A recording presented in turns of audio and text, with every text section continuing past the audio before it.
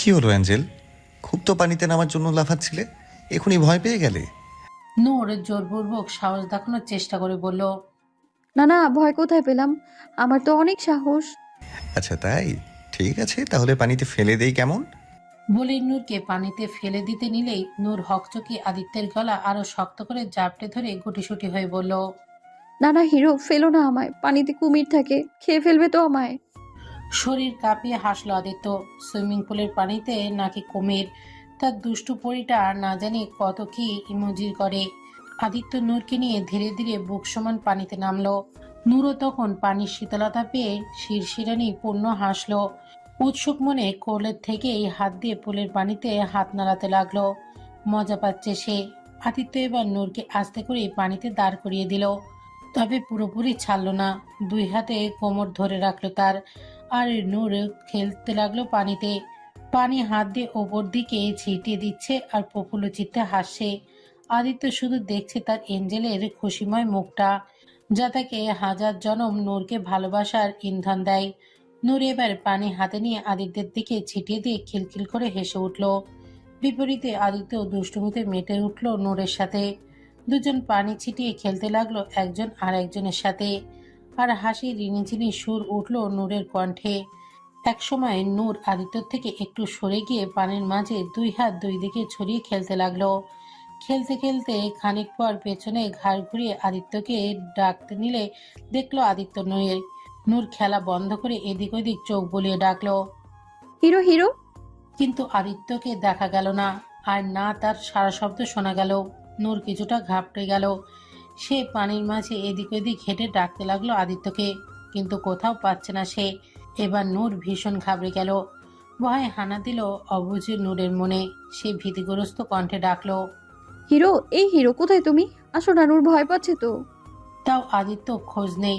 নূরের এবার কান্না চলে এলো। সে কাঁদো কাঁদো গলায় এদিক ওদিক আদিত্যকে খুঁজতে খুঁজতে বলতে লাগলো। হিরো, আসো না হিরো। ডাকতে ডাকতে ঠোঁট উল্টে কাঁদতে লাগলো নূর। ঠিক তখনই পানির নিচ থেকে ঝপ করে বেরিয়ে এসে নূরের মুখের সামনে ভোঁ করে উঠল আদিত্য। পানির মাঝে লুকিয়েছিল সে, ভেবেছিল নূরের সাথে একটু মজা করবে, কিন্তু নূরকে কাঁদতে দেখে নিজেই বোকা হয়ে গেল আদিত্য। সে দ্রুত দুই হাতে নূরের মুখটা ধরে উদ্বিগ্ন হয়ে বলল। হে অ্যাঞ্জেল, কাঁদছো কেন সোনা? নূর অশ্রু চোখে কাঁদো কাঁদো গলায় বলল। তুমি কোথায় গিয়েছিলে হিরো? নূর কত ভয় পেয়ে গিয়েছিল। আদিত্য অপরাধী সুরে বলল। আমি তো মজা করছিলাম অ্যাঞ্জেল, তোমার সাথে একটু দুষ্টুমি করছিলাম। I am so sorry. এই দেখো অ্যাঞ্জেল, আমি এখানেই আছি। নূরের ভীষণ রাগ আর অভিমান হলো আদিত্যের ওপর। নূর আদিত্যের বুকে দুই হাতে এলোপাথারি চাপড় মারতে মারতে ক্ষিপ্ত সুরে বলল। পচা তুমি, পচা হিরো। জানো আমি কত ভয় পেয়ে গিয়েছিলাম। তুমি ভালো না, অনেক খারাপ। নূর কাটটি তোমার সাথে কথা বলবে না আর। বলা শেষ করে নূর উল্টো ঘুরে চলে যেতে চাইল। আদিত্য দ্রুত তাকে পেছন থেকে জাপটে ধরে আদুরে গলায় বলল। সরি সরি সরি সোনা, এমন করো না প্লিজ। আর এমন ভুল হবে না আর। এই এই দেখো কান ধরছি, তোমার হিরোর সাথে কাটতি হয়েও না প্লিজ। নূর শুনল না সেসব। সে নাক টেনে টেনে ফোপাতে ফোপাতে সাড়া পাওয়ার জন্য মোসরামুসরি করতে করতে বলল। ছাড়ো আমায়, পচা তুমি। নূর কাটটি তোমার সাথে। এখন নূরও তোমার কাছ থেকে দূরে চলে যাবে, অনেক দূরে। তখন বুঝো মজা তুমি। হঠাৎ যেন বুকটার মাঝে তীব্র আতঙ্কের আঁতকে উঠল আদিত্যের। সে ঝট করে নূরকে ঘুরিয়ে সর্বশক্তি দিয়ে ঝাপটে ধরল নিজের বক্ষস্থলে। এত জোরে জড়িয়ে ধরল যে হৃৎপিণ্ডের ভেতরে ঢুকে ফেলার প্রয়াস যেন। তারপর বলল। এমন কথা ভুলেও মুখে আনিস না পাখি, তোকে হারালে এই আদিত্যের অস্তিত্ব শেষ হয়ে যাবে। আই এম সরি তো সোনা, আই প্রমিস আর কখনো আমার অ্যাঞ্জেলের সাথে এমন মজা করব না। তাও আমার কাছ থেকে দূরে যাওয়ার কথা কখনো বলিস না। এই দেহে তুই তো একমাত্র প্রাণের সঞ্চালক, তুই ছাড়া এই আদিত্য প্রাণহীন মৃত লাশ। নূরের মুখটা সামনে ধরে কপালে চুমু দিল পরম আদরে। তারপর নূরকে পাজা কোলে নিয়ে পানির ওপরে ভাসিয়ে ধরে গোল গোল ঘোরাতে লাগলো। রাগ অভিমান ভুলে নূর আবারও আনন্দে মেতে উঠল তার হিরোর সাথে। আদিত্য নূরকে পিঠে নিয়ে পুলের মাঝে সাঁতার কাটলো। আরো অনেক আনন্দে মাতলো তারা দুজন। রাতের বেলা বাইরে বারবিকিউ পার্টির আয়োজন করা হলো। সুইমিং পুলের সাইডে ফেরি লাইট দিয়ে সাজানো হয়েছে। বিয়ান আর হিয়া মিলে মাংস কাটাকাটি করছে। বেচারা বিহান এখনো তার খেপে থাকা বউকে নানান অজুহাতে মানানোর চেষ্টা করছে। মাংস কাটার বাহানায় তার বউয়ের সান্নিধ্যে আসার চেষ্টা করছে, কিন্তু বউ তার তাতে পাত্তা দিচ্ছে না। বিহানের হাল বেহাল, বউয়ের সাথে একটু রোমান্স করার সুযোগও হচ্ছে না। আবির হেলানো চেয়ারে বসে গিটারের টুংটাং আওয়াজ তুলছে। পরনে তার 3/4 প্যান্ট আর হাতা কাটা টি শার্ট। সামনে জ্বলন্ত আগুনের দিকে একাগ্র দৃষ্টিতে তাকিয়ে থেকে গিটার বাজাচ্ছে সে, যেন কোনো গভীর ভাবনার অতলে ডুবে আছে সে। এই জ্বলন্ত আগুনের মতো কিছু যেন তার মাঝেও পড়ছে, যে দহনে জ্বলছে সে নির্মম। একটুখানি শান্তি তার কাম্য। বাহিরে দুনিয়ার সামনে নিজেকে লোকাতে লোকাতে ক্লান্ত সে। একটুখানি প্রশান্তি কি সে পেতে পারে না? আগুনের ওই শিখার মাঝেই যেন তার জবাব ভেসে উঠল, যার প্রতিচ্ছবি অহনার স্বরূপ। আবির স্মিত হেসে তাকিয়ে রইল সেই পানে। সেভাবে তাকিয়ে থেকেই গাইতে লাগলো। এরই মাঝে আদিত্য নূরকে নিয়ে বাইরে এলো ওদের কাছে। নূরকে পিঙ্ক কালারের একটা লং ফ্লোর টাচ গাউনে সাজিয়েছে আদিত্য। খুশি মনে হেলে দুলে সবার সামনে এলো। সবাইকে ঘুরিয়ে ঘুরিয়ে নিজের ড্রেস দেখিয়ে বলল, দেখো দেখো, হিরো আমার জন্য নতুন জামা এনেছে, কেমন লাগছে আমায়, সুন্দর না? হিয়া বলল। অনেক সুন্দর লাগছে ভাবি, একদম পুতুলের মতো। বিহানও বলল। হ্যাঁ ভাবি, অনেক সুন্দর লাগছে। আপনি কে? আবিরও বলে উঠল, বাহ ভাবি, কি লাগছে তোমাকে! এত সুন্দর তোমাকে দেখলে বেচারা চারটায় জোরে পড়ে সূর্য হয়ে যাবে। নূর প্রশংসা শুনে খুশি হয়ে আহ্লাদি হাসলো। আবির ন্যাকা সুরে বলল, দেখছিস বিহান, আদি ভাবির জন্য ড্রেস নিয়ে আসলো, অথচ আমাদের জন্য একটা জায়গা পর্যন্ত আনলো না। আমগো তো কোনো দামই নাই গারে, ওখানে ডিম সমান মূল্যও নাই। আরে আরে, কিছু না হোক, 5 টাকার একটা করে ললিপপই আনতি। এই দুঃখিয়ারি অনাহারীর প্রাণী দাঁতই না হয় খুশি হয়ে যেত। আজ খালি মাইয়া মানুষ না বইলা এভাবে অবহেলা করতে পারলে দুঃখে আমার মগজে অ্যাপেন্ডিসাইড হয়ে গেল। বিহান বলল, দুঃখে তোর কত কিছুই হইয়া যায়, কবে হুন্নু দুঃখে ও পোয়াতি হইয়া গেছে গা। আবির বলল, তুই হালা ছাগল ছাগলে রয়ে গেলে, একেবারে নাম পাঠা। ভাবি তোর সাথে আছে কেমনে বুঝি না। আরে মানুষ কখনো দুঃখে পতি হয় নাকি? পতি হয় সুখে। হাসলো সবাই আবিরের কথায়, কিন্তু বেচারা নূর কিছু বুঝতে না পেরে জিজ্ঞাসা দৃষ্টিতে তাকিয়ে বলল, পোয়াতি? পোয়াতি আবার কি? কোনো খাওয়ার জিনিস বুঝি? আমিও খাবো, তাহলে আমাকে পোয়াতি বানিয়ে দাও। আদিত্য বেচারার কাছে উঠে গেল। সবার সামনে বেচারা অস্বস্তিকর পরিস্থিতিতে পড়ে গেল। আবির এই সুযোগে দুষ্টুমি করে বলল, আরে কেন দিবে না, অবশ্যই বানিয়ে দিবে। তোমাকে একমাত্র আদি পদি বানিয়ে দিতে পারবে। তুমি আদিকে ধরো ভাবি, সেই পারবে তোমার জব পূরণ করতে, আর কেউ না। আজ তো আদিকে তোমার দাবি মানতেই হবে। আবিরের কথা শুনে অবুঝ নূর সত্যি সত্যি আদিত্যের কাছে বায়না ধরে বলল, হিরো আমাকে পোয়াতি বানিয়ে দাও, আমি পোয়াতি খাবো। আদিত্য বেচারার ইজ্জত পাঞ্চার। কি বলে এই মেয়ে! আর এই আবিরটাও আরেক শয়তান, কি সব শিখিয়ে দিচ্ছে। আদিত্য কোনো রকমে নূরকে বোঝানোর চেষ্টা করে বলল, অ্যাঞ্জেল এসব বলতে নেই, চলো তোমাকে বারবিকিউ বানিয়ে খাওয়াচ্ছি। হিরো অনেক মজাদার বারবিকিউ বানাবে, দেখো। নূর জেদ ধরে বলল, না না না, আমি বারবিকিউ খাবো না, আমি পোয়াতি খাবো। পোয়াতি বানিয়ে দাও না আমায়, এখুনি এখুনি দাও। আদিত্য পড়ে গেল মহা মুশকিলে। বাকিরা মুখ টিপে হাসছে।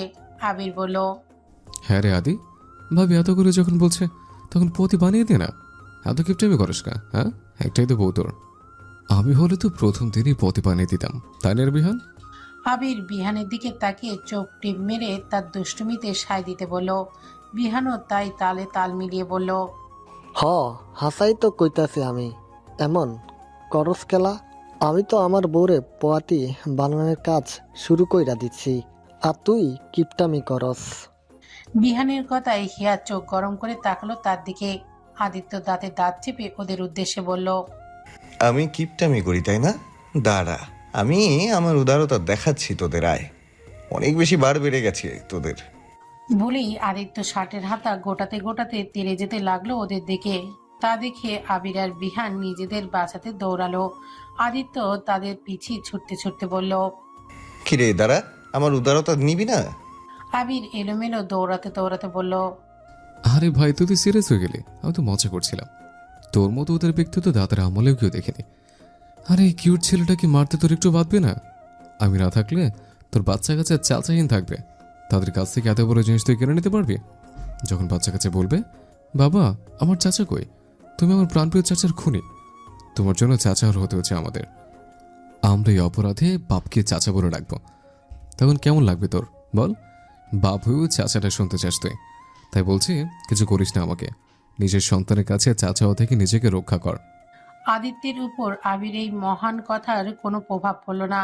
সে আবিরকে ধরে কয়েক ঘাও উদুম কেলানি দিয়েই ছাড়বে। এরপর বিহানকে ধরতে গেলে সে নিজেকে বাঁচাতে এবার বইয়ের পেছনে গিয়ে লোকালো। বইয়ের পেছনে লুকিয়ে বলল, দেখ ভাই, এই বইয়ের মুখের দিকে তাকাইলে হইলো ছাইরা দে। তুই কি অকালে ওরে বিধবা করতে চাস? এখনো তো তোরে চাচা বানানোর খুশি দেওয়া বাদ আছে। তবে হিয়া বিহানকে মাছ দরিয়ায় ফেলার মতো সামনে থেকে সরে গিয়ে আদিত্যের উদ্দেশ্যে বলল, ভাইয়া, আমি এই লোককে চিনি না, আপনি যা খুশি করতে পারেন। বিহান ঠাস করে আহত দৃষ্টিতে তাকালো হিয়ার দিকে। ব্যাকগ্রাউন্ডে যেন বেজে উঠল, সানসে जो टूटा कोई सपना, जाग सोना सोना लगे, जाग सोना सोना लगे, कोई রানায় যাব আপনা। অতপর বিহানও কেলানি খেলো কয়েকটা। আবির বিহান করতে করতে কাতরাতে কাতরাতে নিচে বসলো। আদিত্য বসলো সেখানে। তিনজনের মুখ চাচাই করলো। তারপরে হোয়া করে অট্টহাসিতে ফেটে পড়লো তিনজন। তিন বন্ধুর প্রাণখোলা হাসি। তাদের হাসি দেখে নূরও আর হিয়াও হাসলো। হাসি আনন্দের মাঝেই বারবিকিউ পার্টি শেষ করলো তারা। পার্টি শেষে আবির সবাইকে গান গেয়ে শোনালো। নূরকে এক হাতে জড়িয়ে বসেছিল আদিত্য। গান শুনতে শুনতে নূর একসময় ঘুমিয়ে মাথা হেলে পড়ে আদিত্যের বুকে। তা দেখে আদিত্য নূরকে কোলে নিয়ে ভেতরে চলে গেল। রুমে এসে বিছানায় শুয়ে দিল তাকে। ঠোঁট উল্টে বাচ্চাদের মতো ঘুমিয়ে থাকা নূরের মায়াবী মুখখানা দেখে নিজ মনেই হাসল সে। কত নিষ্পাপ মায়াবী তার পরিটা। মুখের উপরে ছড়িয়ে পড়া চুলগুলো কানের পিঠে গুঁজে দিয়ে চুমো এঁকে দিল নূরের ললাটে। কপালে কপাল ঠেকিয়ে গালে আঙুল বুলিয়ে আদিত্য নিজ মনে বলে, সবসময় এইভাবেই থাকিস আমার অ্যাঞ্জেল, আমার বুকের মাঝে বসত করে। কখনো ছেড়ে যাস না, তোকে ছাড়া যে চলবে না আমার, কিছুতেই না। নূরকে বুকের মাঝে মিলিয়ে নিয়ে নিজেও চোখ বুঝলো সে। পরের দিন সকালে ফেরার উদ্দেশ্যে বের হলো সবাই। গাড়ির কাছে সবাই এসে জড়ো হলে আদিত্য বিহানের উদ্দেশ্যে বলল, কিরে তুই কোথায় যাচ্ছিস? বিহান ভ্রু কুঁচকে বলল, কই যাইতাছি মানে? বাসায় ফিরা যাইতাছি। আর কই? না তুই যেতে পারবি না। তুই আর হিয়া সপ্তাহখানেক এখানেই থাকবি। আসলে এখানে কিছু জিনিসের কাজ করাতে হবে, তাই তুই পরে আয়। বিহান কেবল বিভ্রান্তিত চোখে তাকালো। হঠাৎ কি কাজ আসলো সে বুঝতে পারল না। আদিত্য তখন বিহানের কানের কাছে ঝুঁকে দুষ্টু সুরে বলল, আরে আমাকে না চাচা বানানোর ওয়াদা করেছিস? তো চাচা কি সবার সাথে পিকনিক করে হবে নাকি? এমনিতেও আমার অবুঝ বইয়ের জন্য তোর প্রোগ্রেস হয়নি, তাই এক সপ্তাহ দিলাম তোকে, আমাকে চাচা বানানোর কাজ শেষ করে ফিরবি। বলি চোখ টিপ মারল আদিত্য। বেচারা বিহান লজ্জা পেয়ে মাথা চলকালো। বিহান আর হেয়াকে রেখে ওরা গাড়িতে বসে রওনা হলো। গাড়ি গেট দিয়ে বাইরে যেতেই দূর থেকে তাদের উপর নজর রাখা অজানা ব্যক্তি কাউকে ফোন করে বলল, বস, আদিত্য এইমাত্র রাস্তায় বের হলো, তাহলে আজ কাম তামাম করে দেই। হালারে অনেকদিন মারার চেষ্টা করে ফেলছি, আজ এর শেষ দিন। আদিত্য গাড়ি চালিয়ে কিছু দূর আসার পর হঠাৎ আবির বলল, আদি একটু গাড়ি সাইড করতো, একটা কোল্ড ড্রিঙ্কস নিয়ে আসে।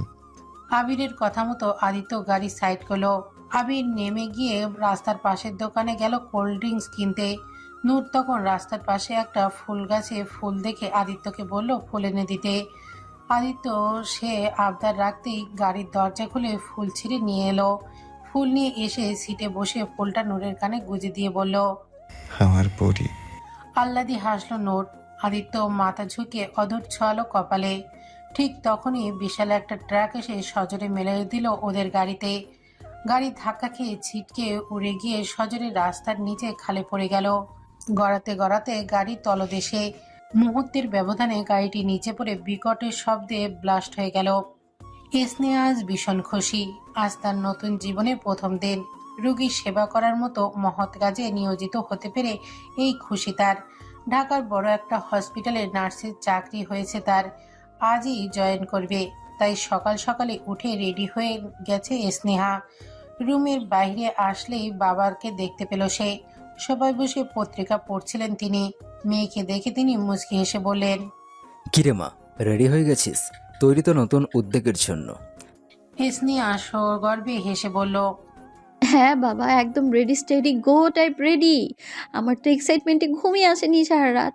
কাল সকাল হবে আর কখন আমি নতুন কাজে জয়েন করতে পারবো সেই উৎসাহে ঘুম আসেনি।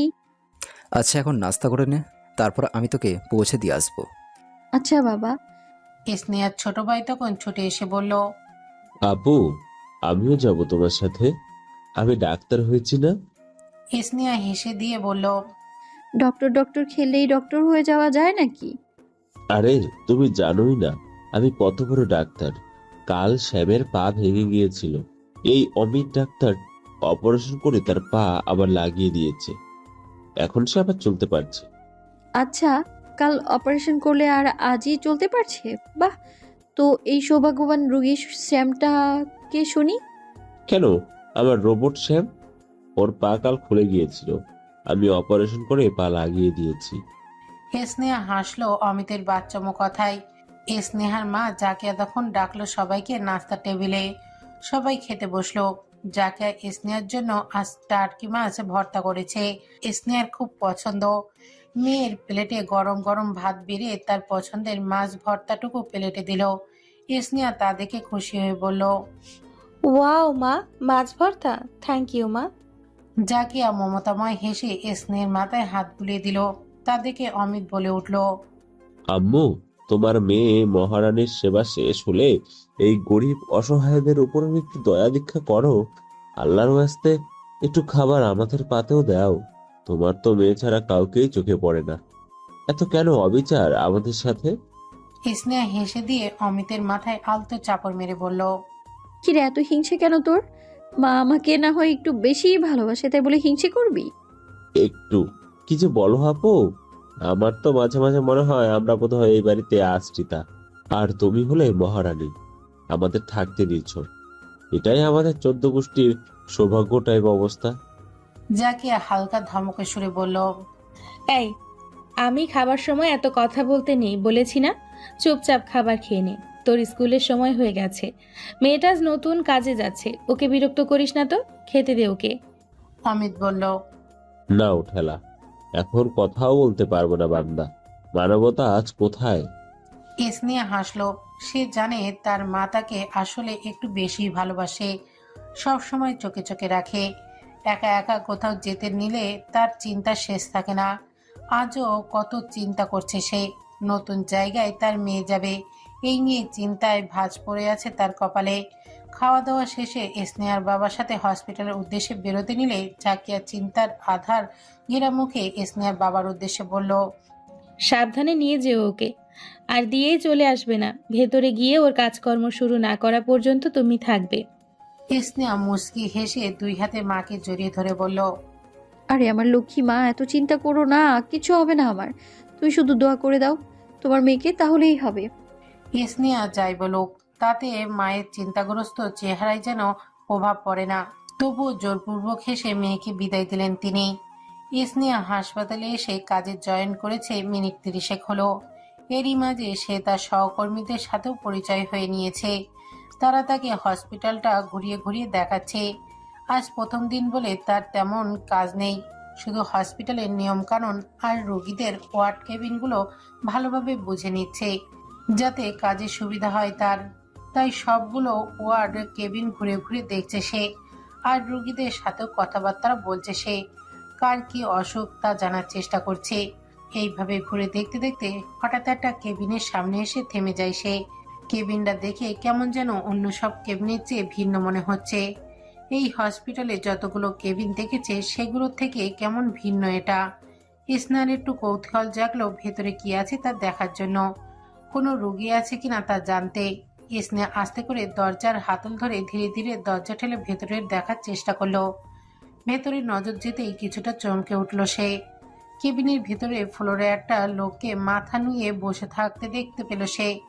লম্বা এলোমেলো জটলা পাকানো চুলে ঢেকে আছে তার মুখ। পরনে হসপিটালের রোগীর পোশাক, হাঁটুর মাঝে মাথা ঠেকিয়ে বসে আছে সে। স্নেহা বুঝতে পারলো লোকটা এই হসপিটালের কোনো রোগী। বাকিদের মতো তার সাথেও কথা বলতে এগিয়ে গেল স্নেহা। মৃদু কদম বাড়িয়ে লোকটির সামনে এসে দাঁড়ালো সে। আস্তে করে ডাকলো। এই যে শুনছেন, কি হয়েছে আপনার? লোকটির কোনো প্রতিক্রিয়া দেখা গেল না। স্নেহা এবার লোকটির সামনে হাঁটু ভেঙে বসলো। লোকটির কাঁধে আলতো করে হাত রেখে ডাকলো আবার। শুনুন, বলুন কি সমস্যা আপনার? লোকটি এবার মাথা তুলে তাকালো। স্নেহার হৃদস্পন্দন কেমন কেঁপে উঠলো হঠাৎই। লোকটার ওই রক্তিম লাল চোখের নজর চোখে পড়তেই তার বুকের মাঝে অকারণে কেমন ধুক করে উঠল। চুলের মতো লোকটার দাড়ি মুছো বড় হয়ে এলোমেলো জটলা পাকিয়ে মুখ ঢেকে আছে। শুধু রক্তিময় চোখ দুটোই দেখা যাচ্ছে তার, যে চোখের চাহনি তীব্র ঘাতক। লোকটা স্নেহার দিকে তাকিয়ে কেমন স্থির দৃষ্টিতে তাকিয়ে রইল। তারপর ধীরে ধীরে তার চোখে মুখে অদ্ভুত খুশি ছেয়ে গেল, কেমন যেন আচমকা অনাকাঙ্ক্ষিত কোনো মহামূল্যবান কোনো খুশি দেখতে পেল সে, যার অপেক্ষায় তার হাজার জনম ধরেছিল। লোকটি কেমন অস্বাভাবিক ভঙ্গিতে হেসে দুই হাতে স্নেহার মুখটা ধরল। ঘাবড়ে গেল স্নেহা অনেকটা। লোকটা পাগলের মতো অস্বাভাবিক সুরে বলতে লাগলো। নূর, মাই অ্যাঞ্জেল, তুমি এসে গেছো? কোথায় চলে গিয়েছিলে তুমি? তোমার হিরোকে ছেড়ে কেন চলে গিয়েছিলে তুমি? হ্যাঁ, আমার অ্যাঞ্জেল এসে গেছে, এসে গেছে আমার অ্যাঞ্জেল। বলতে বলতে আচমকা লোকটি স্নেহার সারা মুখে পাগলের মতো চুমু খেতে লাগলো। তারপর জাপটে ধরলো বুকের মাঝে শক্ত করে, আর পাগলের মতো হেসে বলতে লাগলো। আমার অ্যাঞ্জেল এসে গেছে, এসে গেছে আমার অ্যাঞ্জেল। স্নেহা যেন থমকে গেল হঠাৎই। স্তম্ভিত হয়ে গেল সে। এমন কিছুর জন্য সে মোটেও প্রস্তুত ছিল না, কিন্তু সে বুঝতে পারলো লোকটা হয়তো মানসিক রোগী, তাই এমন বিহেভ করছে। স্নেহা তাই লোকটিকে সামলাতে শান্ত সুরে বলল। দেখুন, আপনি ভুল বুঝছেন। আমি আপনার এঞ্জেল না, আমি স্নেহা, এই হসপিটালের নতুন নার্স। স্নেহার কথা শুনে লোকটি তাকে এনে ধরল। হঠাৎ যেন লোকটির মুখমণ্ডলে সহসাই পরিবর্তন ঘটল। হিংস্রই উঠল তার চোখ মুখ। চোখ দুটো আরো ভয়ঙ্কর লাভায় ছেয়ে গেল। দেখতে দেখতে হিংস্রতা ছেয়ে গেল তার সর্বত্র। আর হঠাৎই সে গলা চেপে ধরল স্নেহার। আতকে উঠল স্নেহা, ভয় পেয়ে গেল ভীষণ। নিজেকে ছাড়ানোর চেষ্টা করলো সে, কিন্তু ছাড়ল না লোকটা, বরং হিংস্র কণ্ঠে বলল। তোর সাহস কি করে হলো আমার কাছে আসার? আমার কাছে শুধু আমার অ্যাঞ্জেলের আসার অধিকার আছে, তুই কেন এলি? আমার অ্যাঞ্জেল যদি রাগ করে আজ না আসে, তোকে আমি মেরেই ফেলবো। স্নেহা ভয়ে জমে গেল। চোখে মুখে রক্ত জমে গেল তার। নিঃশ্বাস আটকে যাচ্ছে তার। চোখের সামনে আধার ছেয়ে গেল। নিজেকে ছাড়ানোর চেষ্টা করেও ওই হিংস্র মানবের সাথে পেরে উঠছে না সে। জীবনের শেষ বুঝি হতে চলল তার। ঠিক তখনই দরজা দিয়ে দৌড়ে ভেতরে ঢুকলো দুটো লোক, সাথে হসপিটালের কিছু স্টাফও এলো। দুজন লোকটিকে টেনে ছাড়ানোর চেষ্টা করলো, তাও যেন লোকটার শক্তির সাথে পেরে উঠল না তারা। অনেক কষ্টে লোকটির হাত থেকে স্নেহাকে ছাড়াতে সক্ষম হলো তারা। তবুও লোকটি আবারও খ্যাপা বাঘের মতো তেড়ে আসছে তার দিকে। তাকে ধরে থাকা লোক দুজন তাকে টেনে সরিয়ে নিয়ে যেতে যেতে বলল। আদি ছাড় ওকে, শান্ত হ।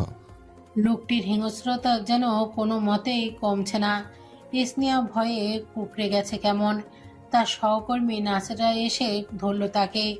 তখন স্নেহার নজরে পড়ল লোকটার হাতে পায়ে লোহার শেকল পরানো। অন্য একটা নার্স গিয়ে লোকটিকে একটা ইঞ্জেকশন পুশ করলো। তার প্রভাবে লোকটি ধীরে ধীরে শান্ত হয়ে এলো এবং একসময় ঘুমিয়ে পড়ল সে। পাশে দুজন ধরে তাকে বিছানায় শুয়ে দিল। স্নেহাকে তখন ওর সহকর্মী নার্সরা ধরে বাইরে নিয়ে যেতে লাগলো, আর ফিসফিস করে বলল। স্নেহা, তুমি এখানে এসেছো কেন?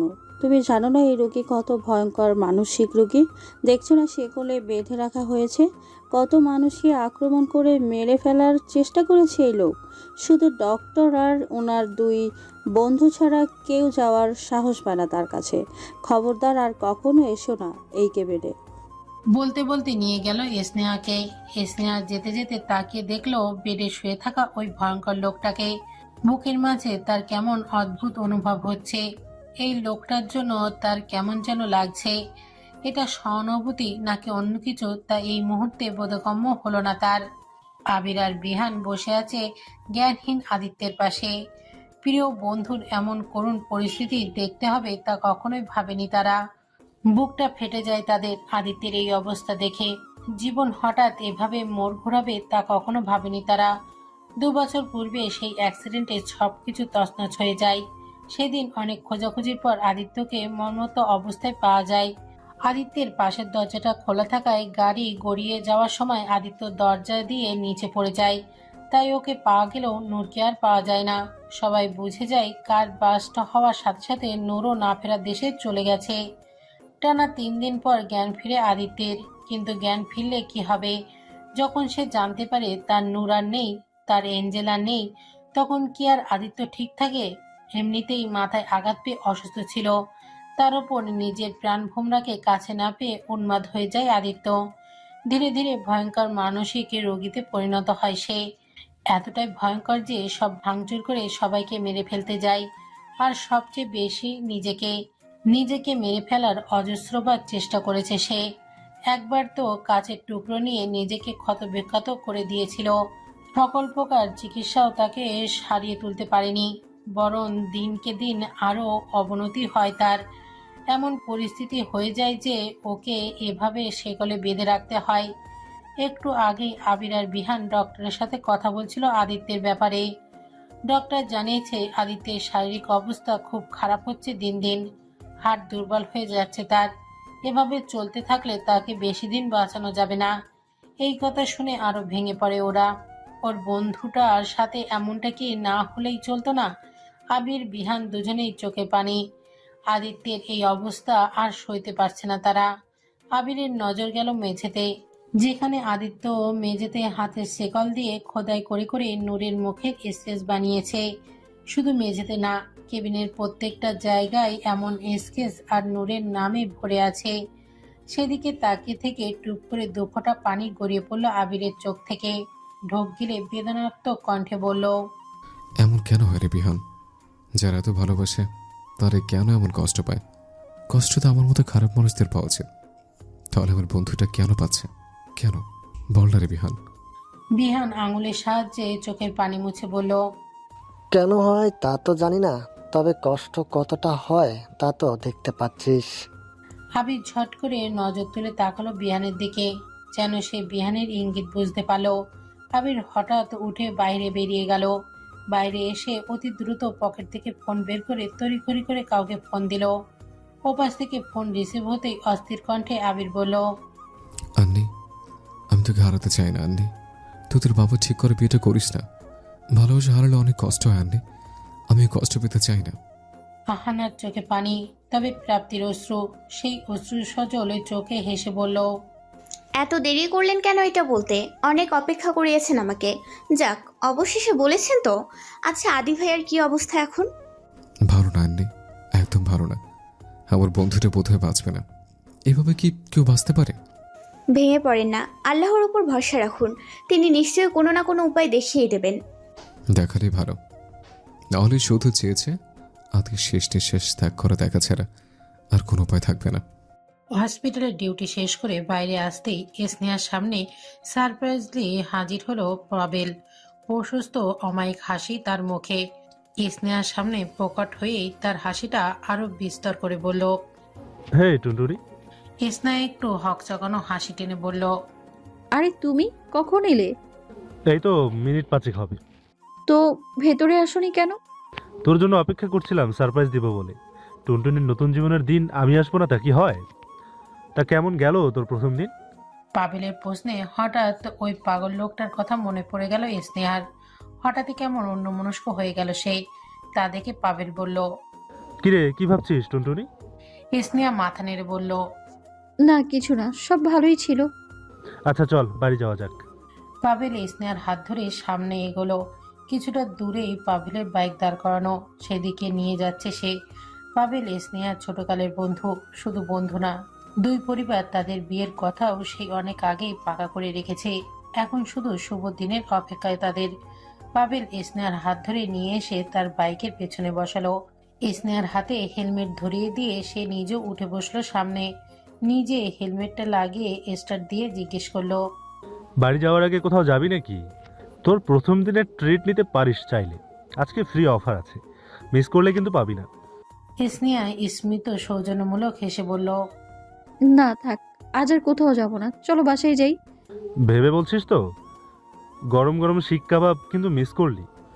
সমস্যা নেই, অন্য কোনো দিন যাব। ঠিক আছে, তুই যা বলিস। বাইক স্টার্ট দিল পাভেল। সামনে কিছু দূর এগোতেই হঠাৎ একটা কুকুর সামনে আসায় আচমকা জোরে ব্রেক কষে বাইক থামালো পাভেল, যার দরুন স্নেহা ব্যালেন্স রাখতে না পেরে পেছন থেকে উঁচু হয়ে গিয়ে হুমড়ি খেয়ে পড়ল পাভেলের কাঁধের উপর। আচমকা এমন হওয়ায় একটু অপ্রস্তুত হয়ে পড়ল স্নেহা। পাভেল অপরাধী সুরে বলল, সরি সরি, তোর লাগেনি তো? আসলে হঠাৎ কুকুরটা সামনে আসায় ব্রেক করতে হয়েছে। স্নেহা নিজেকে ঠিক করতে করতে বলল। ইটস ওকে, ঠিক আছি আমি। পাভেল আবারও স্টার্ট দিল বাইক। স্নেহা হঠাৎ আবারও ওই লোকটার কথা মনে পড়ে গেল। তখনকার ওই লোকটা ওইভাবে তাকে জড়িয়ে ধরার কথা মনে পড়ে গেল। কেমন যেন অদ্ভুত একটা অনুভূতি হচ্ছে তার। পাভেল তার ছোটবেলার বন্ধু, প্রেমিক, আবার এখন হববর। তবুও তার কাছে গিয়ে কেমন অস্বস্তিতে পড়ে সে। অথচ তখন ওই অপরিচিত লোকটা যখন ওকে ওইভাবে জড়িয়ে ধরল, তখন কেন যেন তার কোনো রকম অস্বস্তির অনুভব হয়নি। বরং লোকটার বুকে মাথা রেখে তার হৃদস্পন্দন কেমন অজানা এক ক্রিয়ায় উৎপাদন হচ্ছিল। সেটা কি ছিল জানে না স্নেহা, তবে খুবই প্রভাবময় ছিল সেই ক্রিয়া। লোকটার হৃৎপিণ্ডের আর্তনাদে যেন স্নেহা অনুভব করতে পারছিল। বুকের কোণে কোণে মৃদু কম্পন ঘটছিল তার, চিনচিন ব্যথার সূচনা ঘটছিল যেন। এমনটা কেন হচ্ছিল তার সাথে, তার উত্তর জানা নেই স্নেহার। কিন্তু কেন যেন ঘুরে ফিরে তার খেয়ালই মন থেকে যাচ্ছে না। বাসায় আসার পরও তার সেই সব খেয়ালই আসছিল বারবার। রাতে ঘুমাতে নিলেও ওই খেয়াল তাকে স্বস্তি দিচ্ছিল না। মন জানতে চাইছিল কে ওই লোক, কেন তার এই অবস্থা, কি হয়েছিল তার সাথে। সকালে ঘুম থেকে চোখ মেলে তাকাতেই পাভেলের একাগ্র দৃষ্টির সাক্ষী হলো স্নেহা। তার মাথার পাশে বালিশের কোনোয় ভর দিয়ে হাতে গাল ঠেকিয়ে মুগ্ধর অবলোক নয়নে তাকিয়ে আছে সেই স্নেহার দিকে। স্নেহা একটু হকচকে উঠে বসে গায়ের ওড়না ঠিক করতে করতে বলল। আরে তুমি এখন? পাভেল একই দৃষ্টিতে তাকিয়ে স্নেহার মুখের উপর। এলোমেলো পড়ে থাকা চুলগুলো আঙুলের আলতো স্পর্শে কানের পিঠে গুজে দিতে বলল। হ্যাঁ, আমি ছাড়া আর কে আসতে পারে? আমি ছাড়া অন্য কারোর তোর কাছে আসার অনুমতি নেই। আমি তা দিব না কখনো, তুই শুধু আমার। স্নেহা স্মিত হাসি টেনে বলল। এত সকালে যে কোনো কাজ ছিল না? হ্যাঁ, কাজ তো ছিল। তোর এই ঘুমন্ত মায়াবী মুখখানা দেখার চেয়ে বড় কাজ কিছু আছে পৃথিবীতে? এটাই তো সবচেয়ে বড় কাজ। আর তো মাত্র কটা দিন, তারপর আর আমাকে এত মেহনত করে এসে দেখতে হবে না। রোজ সকালে তোর এই মায়াবী মুখখানার দর্শন পাবো, তাও নিজের বাহুডোরের মাঝ থেকে। স্নেহা একটু লজ্জা পেয়ে মাথা নুয়ে বলল। আমি ফ্রেশ হয়ে আসছি। বলেই উঠে দ্রুত ওয়াশরুমের দিকে এগিয়ে গেল সে। পেছন থেকে পাভেল হাসতে হাসতে বলল। যা যা, শুধু এই কয়টা দিনই একা যাচ্ছিস, এরপর তো দুজনে একসাথেই যাব। একটু পর স্নেহা ফ্রেশ হয়ে বাইরে এলো, কিন্তু লিভিং রুমে সোফায় দুজন অপরিচিত লোককে বসে থাকতে দেখতে পেল সে। ভালো করে খেয়াল করতেই তার মনে পড়ল, লোক দুটো কালকে সেই দুজন যারা সেই পাগল লোকটাকে ধরে সরিয়ে দিয়েছিল। লোকটার বন্ধু নাকি ওনারা, কিন্তু ওনারা এখানে কি করছে তা বুঝতে পারল না সে। স্নেহার সামনে আসতেই অপর সোফায় বসে থাকা তার বাবা বলল। স্নেহা, ওনারা তোর হসপিটাল থেকে এসেছে তোর সাথে দেখা করতে, জরুরি কথা নাকি আছে, দেখ তো কি বলতে চাই ওনারা। স্নেহা মাথা তুলিয়ে পাশে সিঙ্গেল সোফায় বসলো। পাভেল আর জাকিয়াও সেখানে উপস্থিত ছিল। স্নেহা বিনস্ব সুরে বলল। জি বলুন, কি বলবেন? সামনে বসা আবির আর বিহান একজন আরেকজনের মুখ চাওয়াচাওয়ি করে প্রথম আবিরই বলা শুরু করলো। মিস স্নেহা, আসলে আপনার কাছে আমরা একটা সাহায্যের আশায় এসেছি। কেমন সাহায্য? আসলে আমার বন্ধুর জন্য সাহায্য চাই আপনার। কাল তো আপনি দেখেছেন অসুস্থ বন্ধুকে। ওর নাম সাদমান শাহরিয়ার আদিত্য। এক নামে তাকে সবাই চেনে। আমার বন্ধু সবসময় এমন ছিল না। 2 বছর পূর্বে এক অ্যাক্সিডেন্টে সে এমন হয়ে যায়। আসলে অ্যাক্সিডেন্ট আদিত্য ওর প্রাণপ্রিয় স্ত্রী নূরকে হারিয়ে ফেলে। আর এই শোকে আমার বন্ধুর এই অবস্থা হয়েছে। নূরকে সে নিজের জীবনের চেয়ে বেশি ভালোবাসত। তার চলে যাওয়া মেনে নিতে পারেনিও। মানসিকভাবে ভীষণ অসুস্থ হয়ে পড়েও, এতটাই যে ওকে নিয়ন্ত্রণ করা কারোর জন্যই সম্ভব হয় না। ধীরে ধীরে ওর অসুস্থতার মাত্রা আরও বাড়তে থাকে। মানসিকভাবে প্রচণ্ড হিংস্র আর ক্ষিপ্ত হয়ে যাচ্ছে। অন্য মানুষের সাথে সাথে নিজেকে নিজে আক্রমণ করে আহত করে ফেলেছে। কতবার নিজেকে মেরে ফেলার চেষ্টা করেছে তার হিসেব নেই। নিজেই নিজের জানের দুশ্মন হয়ে যায়। শেষমেশ অবস্থা এমন হয়ে যায় যে ওকে সে কোলে বেঁধে রাখতে হয়। এখন তো শারীরিক অবস্থা আরও অবনতির পথে। ডক্টর জানিয়েছে ওর স্বাস্থ্যের সাথে সাথে হার্ট দিন দিন দুর্বল হয়ে পড়ছে। এভাবে চলতে থাকলে বেশি দিন ওকে বাঁচানো যাবে না। লোকটার সম্বন্ধে সবকিছু শুনে অজান্তেই বুকের মাঝে কেমন হো হো করে উঠল স্নেহার।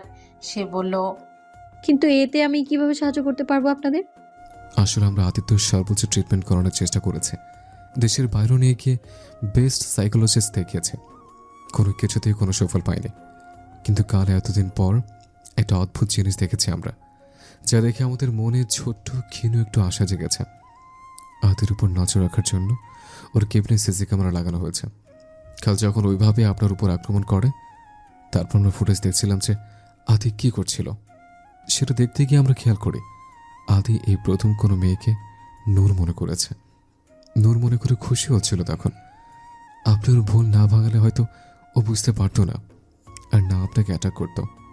এই পর্যায়ে পাভেল হঠাৎ তেজি গলায় বলে উঠল, 1 মিনিট, অ্যাটাক করেছিল মানে? টুনটুনি, তোর ওপর কেউ অ্যাটাক করেছিল আর তুই এটা বলিসনি আমাকে? স্নেহা পাভেলকে শান্ত করার উদ্দেশ্যে বলল, আরে এটা ওইরকম অ্যাটাক না, আসলে আমারই ভুল ছিল, আমি জানতাম না উনি মানসিক রোগী। স্নেহা সবাইকে তখনকার ঘটনাটা খুলে বলল। মেয়ের কথা শুনে যাকে আতঙ্কিত মুখ করে বলল, কি বলিস? এত বড় বিষয় হয়েছে আর তুই আমাকে জানালি না? এই জন্যই বলেছিলাম এসব চাকরি ফাকরি করার দরকার নেই, কিন্তু কেউ শুনলে তো আমার কথা। স্নেহার বাবা সবাইকে আপাতত চুপ থাকতে বলে আবিদদের উদ্দেশ্যে বলল, আপনারা আসলে চাচ্ছেনটা কি সেটা বলেন। আসলে আমরা চাচ্ছি মিস স্নেহা যদি আদির ট্রিটমেন্টে আমাদের একটু সাহায্য করতো, তাহলে আদিকে হয়তো সুস্থ করা যেতে পারত। যেহেতু একবার আদি ওনাকে নূর ভেবেছে, তাহলে এমন আবারও ভাবতে পারে। তাই মিস স্নেহা যদি নূর সেজে আদির সামনে যায়, তখন আদি শান্ত হয়ে যাবে, তাকে যা বলা যাবে তাই শুনবে সে। আমরা খুব সহজেই তার ট্রিটমেন্ট করাতে পারবো, এবং উপরওয়ালা সহায় হলে আদি হয়তো সুস্থ হয়ে যেতে পারে। এই জন্য আমরা চাই মিস স্নেহা আদির সামনে নূর হয়ে যায়। প্লিজ আমাদের হেল্প করুন। আবিরের বক্তব্য শুনে স্নেহা বা অন্য কেউই কিছু বলার আগেই যাকে আতঙ্কিত সুরে বলল, কি বলছেন এসব আপনারা? পাগল হয়ে গেছেন আপনারা? একজন উন্মাদ পাগল যে কিনা মানুষ মেরে ফেলে, সেই মানুষের সামনে আপনারা আমার মেয়েকে যেতে বলছেন? কিছুতেই না। আমার মেয়ে এমন হিংস্র মানুষের সামনে নিজের ক্ষতি করতে যাবে না, কিছুতেই না। এই পর্যায়ে বিহান বলল, দেখেন, ভয় নাই, আমরা বর্ষা দিতেছি, ওনার কোনো ক্ষতি হইব না, আমরা সেই খেয়াল রাহুম। পাভেল বলে উঠল, সে যাই হোক, স্নেহা এমন কোনো কাজ একদমই করবে না। সে কারোর বউ হয়ে তার সামনে কিছুতেই যাবে না। আপনারা এখন যেতে পারেন। বিহান 2 হাত জোর করে করুণ সুরে বলল, দেখেন প্লিজ, আমাদের কথাটা বোঝার চেষ্টা করেন। ওনার হেল্প পাইলে আমাদের বন্ধুটারে বাঁচানোর নতুন আশা পামু, হয়তো ও ভালো হইবার পারবো। আপনারা যা চাইবেন, যেমনতে চাইবেন, সব মানবো আমরা। শুধু আঙ্গ একটু হেল্প করেন। আপনাদের সামনে হাত জোর কইরা কইতে আছি, প্লিজ রাজি হইয়া যান, মানা করেন না। একজন মানুষের জীবন বাঁচানোর মতো কাজে মানা করেন না। আপনার একটু সাহায্য ওর জীবন বাঁচাতে পারবো, না হলে মরে যাবে বেচারা। বিহানের কথার পরিপ্রেক্ষিতে পাভেল ক্ষুব্ধ স্বরে বলল, মরে গেলে যাক, তাকে বাঁচানোর দায় নিয়ে বসে রইনি আমরা। এমনিতেও এইভাবে মরে যাওয়াই ভালো। Let him die. পাভেলের এমন কটাক্ষ কথা শুনে রাগে মাথায় আগুন ধরে গেল আবিরের। সে ছট করে উঠে তেড়ে গিয়ে পাভেলের কলার চেপে ধরে চোখ মুখ অগ্নিরূপে ধারণ করে ক্ষিপ্ত স্বরে বলল, হাউ ডেয়ার ইউ ব্লাডি! ভালোভাবে কথা বলছে বলে যা মুখে আসে তাই বলবি? শুধু আমার বন্ধুর জন্য সাহায্য দরকার বলে অসহায়, নাহলে তোর মতো রোড সাইড রোমিওকে রোডেই পুঁতে ফেলতে জাস্ট 1 সেকেন্ডের ব্যাপার আমার। তুই জানিস না তুই কার সম্বন্ধে কথা বলছিস। তার পরিচয় জানলে কলিজে হাতে চলে আসবে। শুধুমাত্র বন্ধুর ভালোর জন্য রিকোয়েস্ট করতে এসছে, নাহলে আমরা যদি পাওয়ার দেখাতে আসি, তাহলে শুধু মিস স্নেহা কেন, সাথে তুই নিজেও এসে আমার বন্ধুর নার্স হওয়ার জন্য পা ধরে কাঁদবি। আবিরের প্রতিক্রিয়ায় সবাই একটু ঘাবড়ে গেল। পাভেলও বিপরীতে ক্ষমতা প্রয়োগ করতে চাইল, কিন্তু আবিরের শক্তির সাথে পেরে উঠতে বেগ পেতে হচ্ছে তাকে। এই পর্যায়ে বিহান এগিয়ে এসে আবিরকে ছাড়িয়ে নিয়ে বলল, শান্ত হও আবির, এসবের সময় না। চল এখন এখান থেকে। দাগি চাউনি নিক্ষেপ করে আবির আর বিহান বেরিয়ে গেল বাসা থেকে। এত কিছুর মাঝেও স্নেহা নিশ্চুপ থেকে গেল। এই মুহূর্তে সে কি করবে আসলে বোধগম্য হলো না তার। সবাই তার যার যার মতামত বলল, কিন্তু স্নেহার মত কেউই শুনল না। সে কি চায় তা তো কেউই জানতে চাইল না। বাকি সবাই চলে গেল। স্নেহার বাবা খেয়াল করলো যাকে কেমন অন্যমনস্ক হয়ে দাঁড়িয়ে আছে। চোখে মুখে তার ভীষণ চিন্তা আর আতঙ্কের ছাপ। স্নেহার বাবা তার সামনে এগিয়ে গিয়ে বলল, কি হয়েছে? এত কি ভাবছো? যাকে কেমন ভয়ার্ত চাহনিতে তাকিয়ে বলল, কেন? ভাবনা কি তোমার আসছে না? তোমার মনে কি সেই প্রশ্ন উঠছে না যা আমার মনে উঠছে? আমি জানি তুমি কি ভাবছো, কিন্তু আমার মনে হয় না এমন কিছু হতে পারে। এটা শুধুই কোইন্সিডেন্ট। এত ভেবো না, শুধু শুধু ভয় পেও না। আমি কি বলি, এই চাকরি টাকরি বাদ দিলে হয় না? কি দরকার করার যদি মেয়েটার কিছু হয়ে যায়? তুমি তো জানোই এটা আমাদের মেয়ের স্বপ্ন। তুমি অযথা চিন্তা করো না, কিছু হবে না। তাই যেন হয়। পরের দিন হসপিটালে এসে কাজের নিয়োজিত হয়ে গেল স্নেহা। কাজ করার মাঝেই একসময় আদিত্যের কেবিনের সামনে দিয়ে যেতে নিলেই হঠাৎ থেমে গেল সে। কি যেন মনে করে সেদিকে এগিয়ে গেল স্নেহা। জানালা দিয়ে ভেতরে উঁকি দিয়ে আদিত্যকে দেখার চেষ্টা করলো সে। দেখতে পেল আদিত্য ফ্লোরে উবুর হয়ে শুয়ে আছে। মেঝেতে একটা মেয়ের অবয়ব খোদাই করে আঁকানো। আদিত্য সেই অবয়বের উপরে নিজের গাল ঠেকিয়ে শুয়ে আছে। আঁকানো অবয়বের উপর এক হাত বুলিয়ে বুলিয়ে আতুরে গলায় বলছে, অ্যাঞ্জেল, আমার অ্যাঞ্জেল, কত সুন্দর আমার অ্যাঞ্জেল, কত সুন্দর তার হাসি, কত নিষ্পাপ সেই হাসি। অ্যাঞ্জেল, জলদি আসো না আমার কাছে, তোমার হিরোর কাছে আসো। আর কত দূরে থাকবে? আচ্ছা, না এলে আমি তোমার কাছে আসছি, খুব জলদি চলে আসছি তোমার কাছে। তারপর আমরা একসাথে থাকবো, কখনো আলাদা হতে দিব না।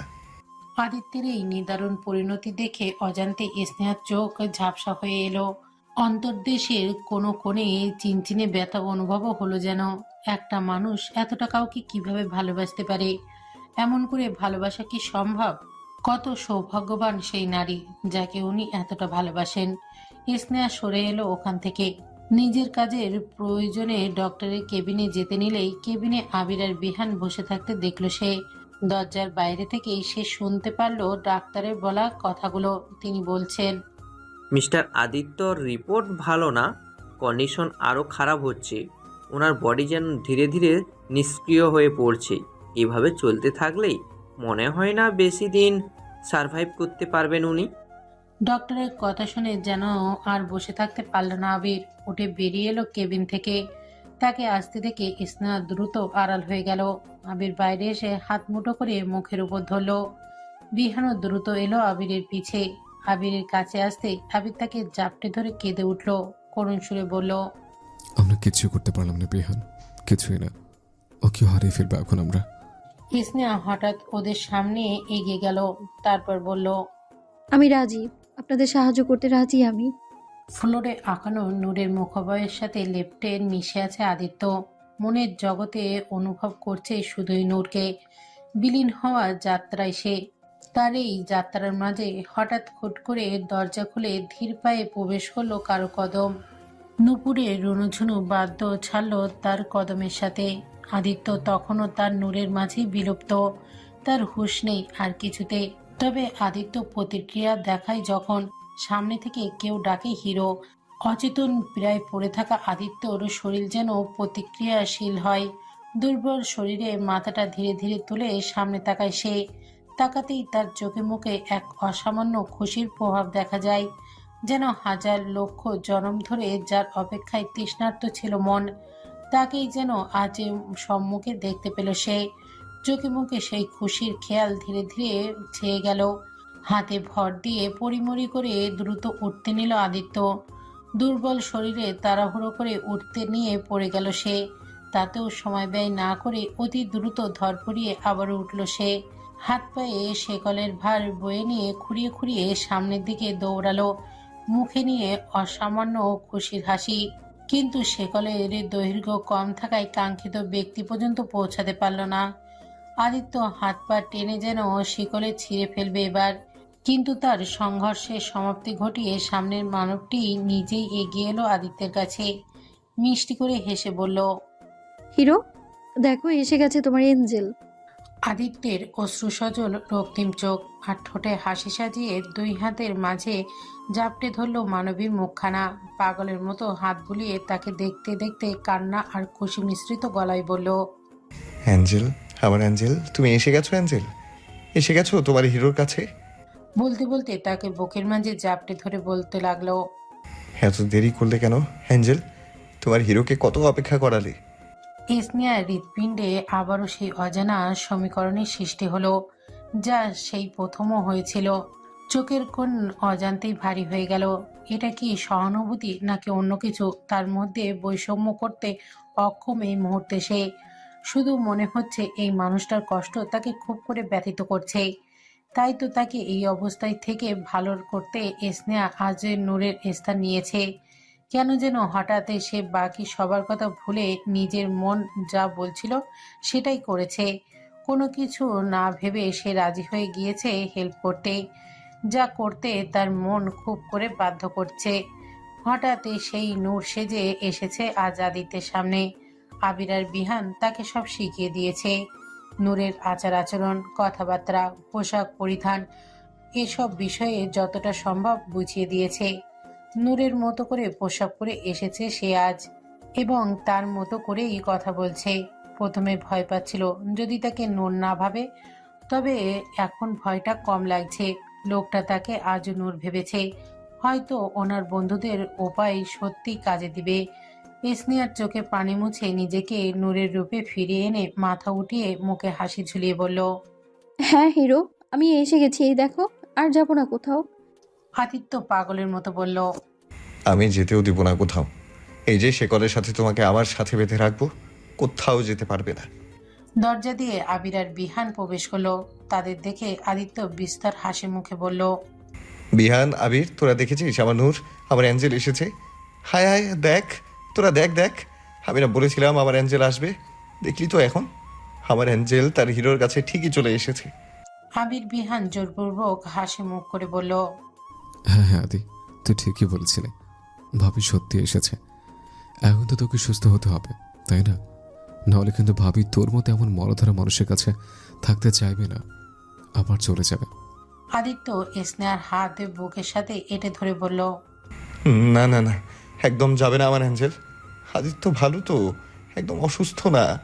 আমার অ্যাঞ্জেল এসেছে, আর কোনো অসুখ নেই। তাহলে কিন্তু আমরা যা যা বলবো তাই শুনতে হবে, শুনবি তো? হ্যাঁ শুনবো তো, সব শুনবো। ঠিক আছে, তাহলে খাবার খেয়ে ওষুধ খেয়ে নে, ভালো ছিল মতো। নার্স খাবারের টলি ঠেলে ভেতরে নিয়ে এলো। আদিত্য স্নেহার হাত বুকের সাথে এঁটে ধরেই বসে আছে বেডের ওপর। নার্স খাবার দিয়ে চলে গেলে আবির খাবার নিয়ে আদিত্যকে খাওয়াতে চাইলে আদিত্য বলল, না, খাবো না। কেন? এই না বললে সব কথা মানবে? আরে আমি আগে কি করে খাবো? আগে তো অ্যাঞ্জেলকে খাইয়ে দিতে হবে না? তোরা জানিস না আমার অ্যাঞ্জেল আমার হাতে ছাড়া খায় না? দে, আগে ওকে খাইয়ে দিই, তারপর খাবো। আদিত্য আবিরের হাত থেকে খাবারের বোলটা ছো মেরে নিজের হাতে নিয়ে নিল। তারপর চামচে খাবার তুলে স্নেহার মুখের সামনে ধরে বলল, নাও অ্যাঞ্জেল, খাও। তোমার অনেক খিদে লেগেছে তাই না? তুমি খাও, খাও আগে। স্নেহার চোখ আবারও ছলছল হয়ে উঠল। এমন মানসিকভাবে অসুস্থ অবস্থায় সে শুধু তার এঞ্জেলের কথাই ভাবছে। এতটা ভালোবাসা কি আদৌ সম্ভব? আবির স্নেহার দিকে তাকিয়ে চোখের ইশারায় বোঝালো খেয়ে নিতে। স্নেহা আদিত্যের এগিয়ে রাখা চামচের খাবারটুকু মুখে নিল। তারপর চামচটা হাতে নিয়ে বলল, আমার পেট ভরে গেছে হিরো, এবার তুমি খাও, নাহলে কিন্তু রাগ করবো আমি। না না, রাগ করো না, আমি খাবো তো। এই দেখো। আদিত্য বাচ্চাদের মতো করে মুখ হাঁ করে দেখালো। স্নেহা চামচে খাবার তুলে আদিত্যের মুখের সামনে ধরলে আদিত্য ভদ্র ছেলের মতো খেয়ে নিল। খাওয়া শেষে বিহান আদিত্য ওষুধ এগিয়ে দিল স্নেহার হাতে। স্নেহা সেটাও আদিত্যকে খাইয়ে দিল। এত কিছুর মাঝে আদিত্য স্নেহার হাত ছাড়ল না কিছুতেই। একটা হাতে সে তখন থেকেই চাপটে ধরে আছে বুকের সাথে। স্নেহা বলল, এবার তুমি একটু রেস্ট করো। হ্যাঁ, আদিত্য তড়িঘড়ি করে বলে উঠল, না না, আমি শুবো না। আমি ঘুমালে তুমি যদি আবার চলে যাও, আমি ঘুমাবো না কিছুতেই। না না, আমি এইখানেই আছি তোমার পাশে, কোথাও যাচ্ছি না আমি, তুমি শুয়ে থাকো। তাহলে তুমিও শো আমার সাথে, আমার বুকে মাথা রেখে শো আগের মতো। স্নেহা একটু অপ্রস্তুত হয়ে পড়ল। যতই হোক লোকটা তো পরপুরুষ, এভাবে তার সাথে শোয়ার বেবানান দেখায়, কিন্তু লোকটা তো কোনো কিছুই বোঝার পরিস্থিতিতেই নেই। স্নেহা দ্বিধায় বুঝতে পারছে আবির বেহান, তবুও বন্ধুর জন্য তারা করুণ চোখে ইশারায় স্নেহাকে অনুরোধ করলো আদিত্যের কথা মানতে। স্নেহা অগত্যা মানা করতে পারল না। আবির বেহান বাইরে চলে গেল। আদিত্য বিছানায় শুয়ে স্নেহাকে কাছে টেনে এনে তার মাথাটা নিজের বুকে রাখলো। তারপর হাত দিয়ে স্নেহার মাথায় হাত বুলিয়ে দিতে লাগলো, যেন তাকে ঘুম পাড়াচ্ছে আদিত্য। প্রথমে জড়তা আর অস্বস্তি কাজ করলেও আদিত্যের বুকে মাথা রাখলেই ধীরে ধীরে কেমন যেন অজানা এক প্রশান্তিতে ছেয়ে গেল তার মাঝে। যেন খুব চেনা এই প্রশান্তি, হৃদয়ের খুব কাছে যেন লোকটার বুকের এই উষ্ণতা। হৃৎপিণ্ড শীতল হয়ে যাচ্ছে কেমন। নিজের অজান্তেই স্নেহা কখন যেন নিজে থেকেই আদিত্যের বুকে আরো নরম হয়ে মিশে তা জানলই না। এত শান্তি অনুভব কেন হচ্ছে তার? মনে হচ্ছে এটাই বুঝি সবচেয়ে শান্তির জায়গা তার, যেখানে সে অনন্তকাল কাটিয়ে দিতে পারবে অনায়াসে। আদিত্যকে ঘুম পাড়ানোর উদ্দেশ্য থাকলেও কখন যে নিজেই প্রশান্তিতে চোখ বুজে ফেলেছে তা বুঝতেই পারল না স্নেহা। নেত্রপল্লব বুঝতেই চোখের কোণ বেয়ে উষ্ণ এক ফোঁটা জল টুপ করে পড়ল। প্রায় আধা ঘন্টা পর হঠাৎ সম্বিত ফিরল স্নেহার। নিজের অবস্থান দেখে ভীষণ অবাক হলো সে। এভাবে কিভাবে ঘুমিয়ে গিয়েছিল সে? মাথা তুলে দেখলো আদিত্য ঘুমিয়ে গেছে। কেমন অসামান্য মায়া এই মুখটাতে খুঁজে পেল সে। এই যে রোগাটে চোয়াল ভাঙা চুল দাড়ি ভর্তি মুখটা, এমন বেহাল মুখটাতেও যেন এক অদ্ভুত মায়া ঝলকাচ্ছে। স্নেহার চোখ যেন আটকে গেল তাতে। লোকটার মাঝে কি এমন আছে? কেন এত অজানা অনুভব ছড়াচ্ছে তাকে ঘিরে, যেন হৃদকম্পন করা অনুভব। এমনটা কেন হচ্ছে এই অপরিচিত একটা লোকের জন্য? এসব প্রশ্নের কোনো উত্তর আপাতত জানা নেই স্নেহার। অগত্যা ফোঁস করে শ্বাস ছেড়ে আস্তে করে আদিত্যের হাতের বন্ধন থেকে নিজেকে ছাড়িয়ে উঠে বসলো স্নেহা। আদিত্যের ওষুধের সাথে ঘুমের ওষুধ দেয়া আছে। সে জানে আদিত্য আজ আর উঠবে না, তাই বিছানা থেকে নেমে বাইরের দিকে এগোলো সে। যেতে যেতে ঘাড় ফিরিয়ে তাকিয়ে আর একবার দেখলো আদিত্যকে, তারপর বেরিয়ে গেল। কিন্তু দরজার বাইরে আসতেই থতমত খেয়ে গেল স্নেহা, কারণ বাইরে পাবেল চোখ মুখ শক্ত করে দাঁড়িয়ে আছে। বুঝতে পারলো সে সব দেখেছে। পাবেল চল শক্ত করে আঙুল তুলে স্নেহার উদ্দেশ্যে কিছু বলতেই যাবে, তার আগে স্নেহা বলে উঠল, এটা হসপিটাল, সিন ক্রিয়েট করা দরকার নেই, বাসায় গিয়ে যা বলার বলো। পাবেল দাঁত কিরমির করে স্নেহার হাত খপ করে ধরে টান দিয়ে নিজের সাথে নিয়ে গেল। বাড়িতে এসে পাবেল স্নেহার হাত ধরে এক প্রকার ছুঁড়ে মারল সামনে। স্নেহা পড়তে পড়তে বাঁচল প্রায়। এসব দেখে স্নেহার মা বাবা চিন্তিত ভঙ্গিতে এগিয়ে এলো। উদ্বেগ প্রকাশ করে জাকিয়া বলল, কি হয়েছে, এমন করছো কেন? পাবেল চোয়াল শক্ত করে বলল, তা আপনার মেয়েকে জিজ্ঞেস করেন, আপনার মেয়ে অনেক ইন্ডিপেন্ডেন্ট হয়ে গেছে, কারোর মতামতের ধার ধারে না সে। তাই তো আমাদের সবার বিরুদ্ধে গিয়ে সে ওই পাগলের বউয়ের অভিনয় করতে রাজি হয়ে গেছে। ইভেন আজ সে তার কাজ শুরুও করে দিয়েছে। আমি না গেলে হয়তো আজ তিনি বাসাতেই আসতেন না, ওখানে ওই পাগলের সেবা করতে থেকে যেতেন। জাকিয়া বিস্মিত কণ্ঠে মেয়ের উদ্দেশ্যে বলল, কি রে স্নেহা, পাভেল কি বলছে? তুই সত্যি ওই কাজে রাজি হয়ে গেছিস? স্নেহা মাথা দুলিয়ে সম্মতি স্বরূপ দেখালো। জাকিয়া বলল, কিন্তু কেন? তুই কি জানিস না ওই ভয়ঙ্কর লোকটার কাছাকাছি যাওয়া কতটা ক্ষতিকর হতে পারে তোর জন্য? সে একটা হিংস্র উন্মাদ পাগল, যে কোনো সময় যে কাউকে মেরে ফেলতে পারে সে। আর তুই জেনে শুনে এমন ব্যক্তির সামনাসামনি থাকতে চাস? স্নেহা মায়ের হাত ধরে শান্ত সুরে বলল, দেখো মা, আমি জানি তোমরা আমার জন্য চিন্তা করছো, কিন্তু বিশ্বাস করো আমার কিছুই হবে না। আর তাছাড়া আমি একজন নার্স, আর নার্সের কাজই রোগীর সেবা করা। সে যেমনই হোক না কেন, তাকে ভালো করার দায়িত্ব ডক্টরের সাথে সাথে একজন নার্সেরও থাকে। আর তোমরা আমাকে নিশ্চয়ই দায়িত্ব থেকে সরে আসছে শেখাওনি, তাই আমাকে আমার দায়িত্ব পালন করতে দাও। আমার উপর নিশ্চয়ই বিশ্বাস আছে তোমাদের। আমার উপর বিশ্বাস থাকলে তাহলে আর কোনো দ্বিমত করবে না। শুধু ভরসা রাখো তোমার মেয়ের উপর, সব ঠিক হবে। আমি এখন রুমে যাই, ফ্রেশ হবো আমি। তুমি খাবার বাড়ো কেমন, অনেক ক্ষুধা লেগেছে। বলেই স্নেহা নিজের রুমের দিকে চলে গেল। স্নেহা যাই বলুক তাতে জাকিয়ার অশান্ত মন শান্ত হচ্ছে না। কোনো এক ভয় তার মন মস্তিষ্ক আতঙ্কিত হচ্ছে। অন্যদিকে স্নেহার কথাবার্তায় পাভেলও ভীষণ বিরক্ত হচ্ছে। সে মনে মনে পরিকল্পনা করছে জলদি তাকে কিছু করতে হবে, না হলে স্নেহা হাতছাড়া হয়ে যাবে। সে জানে কি করতে হবে তাকে। রাত তখন 1টা বাজতে চলেছে প্রায়। স্নেহার চোখে মাত্রই ঘুমের লেশ লেগেছিল, যদিও বিছানায় অনেক আগেই শুয়েছে সে। তবে কেন যেন ঘুম ধরছিল না। বারবার আদিত্যের খেয়াল আসছিল শুধু। তার বুকে মাথা রেখে ওই মুহূর্তটা স্নেহাকে প্রচুর ভাবান্তর করে দিচ্ছিল। এইসব ভাবতে ভাবতে অনেকটা সময় চলে যায়। যখন একটু ঘুমের দেখা পায় তখনই হঠাৎ ফোনটা বেজে ওঠে তার। ঘুম ভেঙে যায় স্নেহার। ফোন হাতে নিয়ে দেখে অপরিচিত নাম্বার। কপাল ভাঁজ করে ফোন রিসিভ করে ধরতেই ওপাশ থেকে আবির উদ্বেগ ভরা উত্তেজিত কণ্ঠ শোনা যায়। হ্যালো মিস স্নেহা, আমি আবির বলছি। আই এম সো সরি আপনাকে এত রাতে ডিস্টার্ব করেছে, বাট সিচুয়েশনে এমন হয়েছে যে আর কোনো উপায় ছিল না। হয়েছে এটা কি? আসলে আদি হঠাৎ ঘুম থেকে জেগে যায়, আর আপনাকে পাশে না পেয়ে প্রচণ্ড ভায়োলেন্ট হয়ে গেছে। ওকে কিছুতেই কন্ট্রোল করা যাচ্ছে না। দেয়ালের সাথে মাথা ঢুকে রক্ত বের করে ফেলেছে, আর চিল্লিয়ে চিল্লিয়ে শুধু তার অ্যাঞ্জেলকে ডাকছে। তাহলে মাথা ফাটে নিজেকে মেরে ফেলবে ও। প্লিজ স্নেহা, আপনি এখন একটু আসুন। জানি এভাবে এত রাতে আপনাকে এটা বলা শোভনীয় দেখায় না, কিন্তু আমরা হেল্পলেস। এখন আপনি একমাত্র পারবেন ওকে বাঁচাতে। প্লিজ আসুন। বিহান গাড়ি নিয়ে আপনার বাসার সামনে পৌঁছে গেছে, আপনি বের হলেই নিয়ে আসবেন। আদিত্যের অবস্থার কথা জেনে স্নেহা যেন বাকি কোনো কিছুরই আর খেয়াল থাকলো না। বুকের ভেতরটা অশান্ত হয়ে উঠল। সে দ্বিতীয় কোনো চিন্তা ছাড়াই বলে উঠল, আমি আসছি। ফোন কেটে তড়িঘড়ি করে বিছানা হাতড়ে শুধু গায়ের ওড়নাটা হাতে নিয়ে গায়ে জড়াতে জড়াতে দৌড়ে বাইরে বেরিয়ে গেল। গেটের বাইরে আসতেই বিহানকে গাড়ি নিয়ে থাকতে দেখা গেল। স্নেহা গিয়ে গাড়িতে বসতেই গাড়ি স্টার্ট দিল বিহান। ফুল স্পিডে চালিয়ে স্নেহাকে নিয়ে আবির পৌঁছালো হসপিটালে।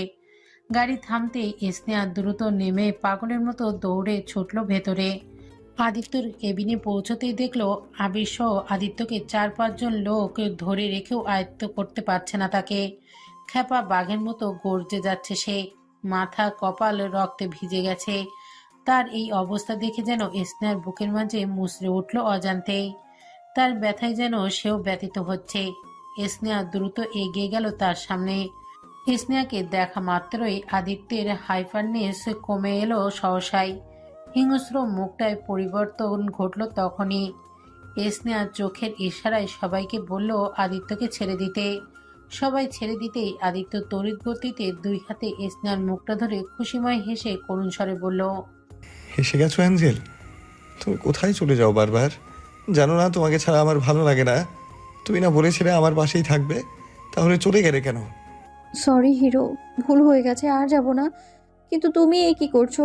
নিজেকে এভাবে আঘাত কেন করছো? এমন করলে কিন্তু আমি রাগ করবো, আর থাকবো না আমি তোমার কাছে। আদিত্য ভরাত্ম কণ্ঠে বলল, না না, রাগ করো না অ্যাঞ্জেল, আর করবো না, প্রমিস। শুধু তুমি যেও না আমাকে ছেড়ে। আচ্ছা যাব না, আসো বসো এখন। স্নেহা আদিত্যকে বেডে বসিয়ে ওর কপালে রক্ত মুছে ব্যান্ডেজ করে দিল। তারপরে একটা অ্যান্টিসেপটিক ইঞ্জেকশন পুশ করে দিল। আবির আর বিহান ছাড়া বাকি সবাই বাইরে গেল ততক্ষণে। আদিত্য স্নেহাকে এক হাতে পেঁচিয়ে জড়িয়ে ধরে বলল, আর যাবে না আমার কাছ থেকে, হ্যাঁ? এভাবেই থাকবে। কিন্তু আদিত্য কেন যেন অসুবিধা বোধ করছে। সে বিহানকে উদ্দেশ্য করে বলল, এই বিহান, আমার হাত পায়ের এসব খুলে দে না। আমি অ্যাঞ্জেলকে ভালোভাবে বুকে নিতে পারছি না, আর ও ব্যথা পাবে এগুলোতে। খুলে দে। এসব কেন পরিয়ে রেখেছিস আমাকে? আমি কি পাগল নাকি? এমন একটা সিরিয়াস ভারাক্রান্ত সিচুয়েশনে হঠাৎ এমন কথায় হাসি পেল আবির আর বিহানের। আবির মজার সুরে বলল, না না, তুই কেন পাগল হবে? পাগল তো তোর খালা শাশুড়ি গোষ্ঠী।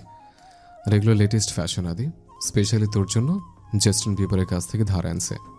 সে যাই হোক, এগুলো খুলে দে। আবির বিহান একটু চিন্তায় পড়ে গেল। শেকল খুলে দিলে আবার কাউকে হাম না করে বসে। স্নেহা চোখের ইশারায় বোঝালো খুলে দিতে। আবির আর বিহানও অগত্যা তাকে শান্ত রাখতে শেকলগুলো খুলে দিল। স্নেহা খেয়াল করলো শেকল বেঁধে রাখায় আদিত্যের হাতে পায়ে কেমন কালো জখমের দাগ হয়ে গেছে। কতটা কষ্ট হয়েছে তার। আবারও যেন চোখ ভিজে উঠল তার। তবে আদিত্যের অগোচরে দ্রুত নিজেকে সামলে নিল সে। আদিত্য আবিরদের উদ্দেশ্যে বলল, কিরে তোরা দাঁড়িয়ে আছিস কেন? যা বাইরে যা। স্বামী স্ত্রীর মধ্যে কেউ দাঁড়িয়ে থাকে? আবির বিড়বিড় করে বলল। যাতে মাতাল তালে ঠিক। বলতে বলতে বেরিয়ে গেল ওরা। আদিত্য স্নেহাকে টেনে নিজের বুকের মাঝে নিয়ে বলল, হ্যাঁ, এখন এইভাবেই থাকো আমার বুকের মাঝে, কোথাও যাবে না। স্নেহা আবারও খুঁজে পেল সেই প্রসন্নতা। ওই উষ্ণতার মাঝে মিশে যেতে ইচ্ছে হচ্ছে তার খুব করে। এ কেমন অগ্রাসনে খিচে যাচ্ছে সে। উষ্ণ আলিঙ্গনের সান্নিধ্যে নিজেকে আরো নিবিড়ভাবে মিশে নেওয়ার চাহিদায় ঘুমের মাঝেই স্নেহা আদিত্যের বাহুবন্ধনে নিজেকে আরো বেশি করে নিল। যেন বুকের চাদরে মুড়িয়ে নেওয়া অদম্য চাওয়া। দুই হাতে জড়িয়ে উষ্ণ বুকটাতে বিড়াল ছানার মতো নাক মুখ ঘষে আরো লেপটে গেল তার সাথে। হঠাৎ হুঁশ এলো স্নেহার। পট করে চোখ খুলে তাকালো সে। নিজেকে আদিত্যের বাহুবন্ধনে এভাবে নিচ থেকে লেপটে থাকতে দেখে ঝট করে উঠতে চাইল সে। তবে আদিত্যের হাতের বন্ধনে আটকে গেল সে।